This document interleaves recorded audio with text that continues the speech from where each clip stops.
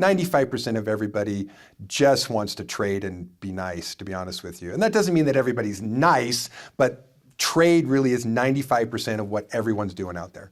Is there ever any money involved in these places or credits? Yes, there is a fusion of monetary systems. So planetary systems have their own economy, but there is also an intergalactic standard, which interestingly enough is called the Intergalactic Credit System as far as how we translate it, and is based on a gold standard. So the amount of gold reserves that a planet has combined with their GDP is how they calculate what their intergalactic credit value is. In the same way that like we value the dollar versus, euros or yen, it's a very similar way. So each planet has its own value of its intergalactic credit so that when two species come together, they have a basic framework for what the exchange rates of trade are going to be. Loose. It's not always, exactly precise down to the penny or whatever, but they at least have a general area to know, well, we have X, intergalactic credits worth of this material, which means we can trade about the same number of credits based on your exchange rate and this other material, and that's how they start trade negotiations based on that, but again, it's based on total global gold reserve and GDP.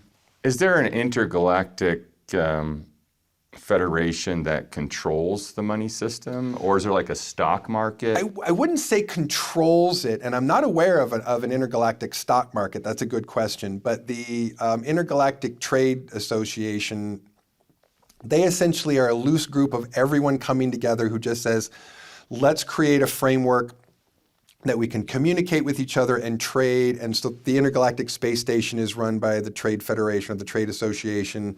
So they built that whole station. They brought it here to our solar system, parked it there and said, hey, you want to talk trade? This is the space to talk. Everyone's safe, everyone's fair. No one's going to get shanked in the back or anything like that. And so they create this safe space for people to negotiate. And they certainly have an investigation department. So if there's trade violations or treaty violations, they get notified and then they'll do an investigation and can make findings and can create sanctions against a world that is, violating treaties or said, yeah, we promised to do this and then they didn't. They're like, you lied, you didn't keep your word. You have X amount of time to repair that, and or you could lose trade contracts, or you could end up with sanctions. So I know a number of years ago, we've signed a number of treaties that essentially say that we won't participate in slave trade. Well, we've been violating, certain groups among our Terrans have been violating that act. And so some of the investigations that have been happening have been come back to us, hey, look, you got to stop this slavery thing. Like you're threatening losing your trade contracts. So we've been correcting that, not necessarily because these businessmen are altruistic, but they don't want to lose their trillions and trillions of dollars worth of trade contracts just to keep slave labor. So it's a tricky area, but we are coming into compliance for a lot of these things, because if we don't, we're going to lose trade contracts. Explain to the audience, what are these slave contracts? What slaves are we talking about? Where are they coming from? And who is trading who? What I understand to be the larger solar system slave trade, it has pretty much everything to do with the Mars colonies. So the Mars colonies are like any other colony that we've ever had here on planet Earth. They're a business. A colony is a business. It has to make money. You can't just have a colony that's, siphoning off funds and not making a profit. So at some point, that colony has to take those colonists and figure out, what can we grow? What food can we produce so that we're not having to keep purchasing food from a distance? What minerals or materials, can we acquire here that we can ship back and make a profit from? And it just turns out that the ICC has really put the vice on a lot of the colonies.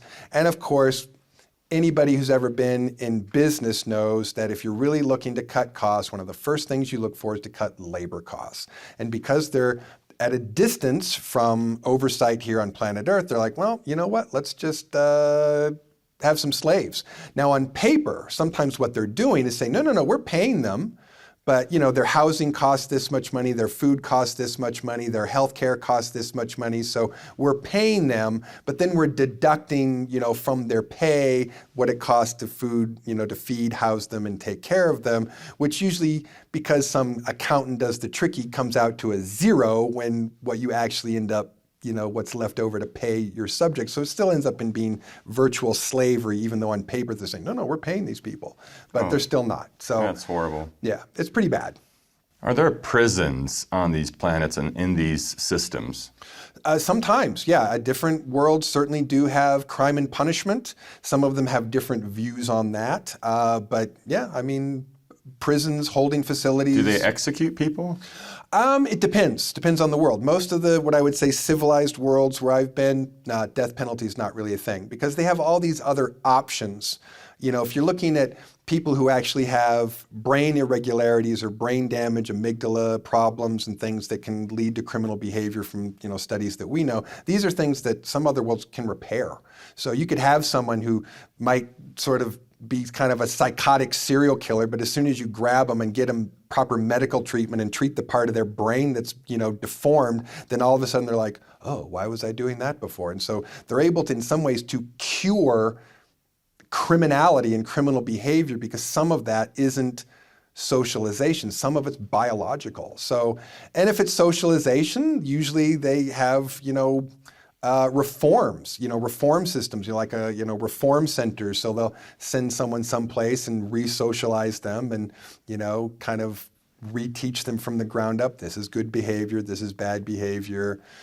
But it's rare for an advanced civilization to have a punitive crime and punishment system where you're beating people with a stick or you're just locking them into a hole for some number of decades as a punishment.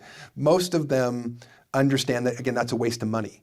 If you want each citizen to be the maximum value to the civilization that you can, well, then you don't want them sitting in a hole somewhere costing money. You want them to be able to be productive members of society, and so you want to reform them, you want to treat them, you want to get them back into a productive part of social cooperation instead of costing you money because you don't want to treat them or re-socialize them.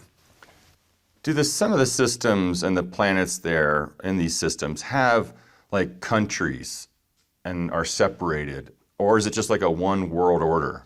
Both. But you can certainly have both. Most places that I've been have territories, states, countries, where there's some separation. But in some cases, you still have global systems of government that are managing, the global system. So a lot of places you don't have 80 countries with 80 completely different political systems that are, at odds with each other.